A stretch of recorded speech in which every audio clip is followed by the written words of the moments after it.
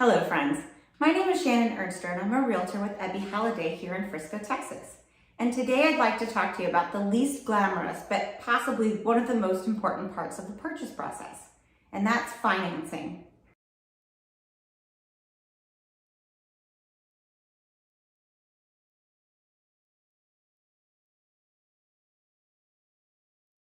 Now, a lot of people think that cash is king, but that's not necessarily true in all cases. A lot of times, people paying with cash think that their offer makes them more attractive, and oftentimes they try to offer below full asking price. You can be competitive in this market with a financed offer. Now, number one, do you know the difference between being pre-qualified and pre-approved? Because that makes a huge difference when you're selling a home. Pre-qualified means you've reached out to a lender, you verbally told them all of your information, and the lender has given you a pre-qualification based on your verbal information. It's not as solid as a pre-approval. What a pre-approval is, you've applied for a loan, you've given them your documentation, the lender's had it looked and reviewed by an underwriter, and they've issued a pre-approval.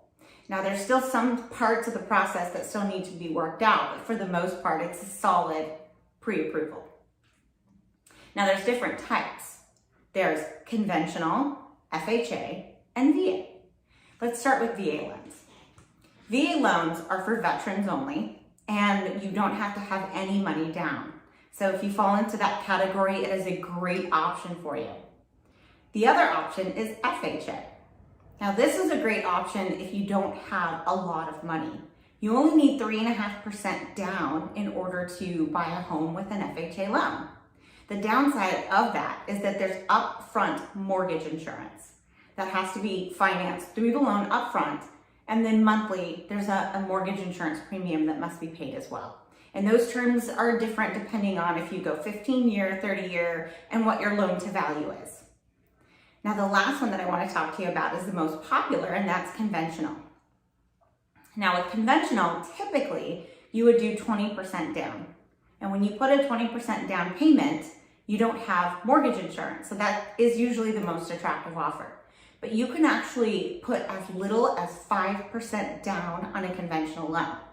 When you go over 80% loan to value, you do have that mortgage insurance, but it tapers off and it eventually cancels out. Now, what you could do, especially in this market where we are signing appraisal waivers, and what that means is you put in an offer to buy a home at the list price, and if the appraised value comes in lower than that, you agree to purchase the home at what you originally offered. Now, when you're financing a loan, unfortunately, the bank is going to qualify your loan to value based off of the appraised amount, not the purchase amount. So what this means is you have to fill in the gap between the appraised amount and what you offered as a purchase price. So this is where the flexibility of a conventional loan really comes into play. If you're pre-approved, putting 20% down, and you have that much money to bring in, and it comes in a little bit lower, what you could do is essentially re-qualify up to 95% and still bring in the difference between what it appraised for and what the purchase price is. So it gives you a lot of flexibility.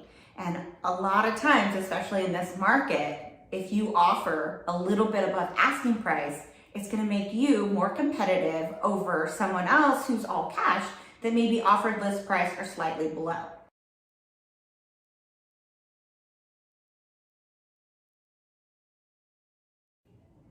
If you'd like some more information about the financing process, please feel free to reach out to me directly. I'm more than happy to help.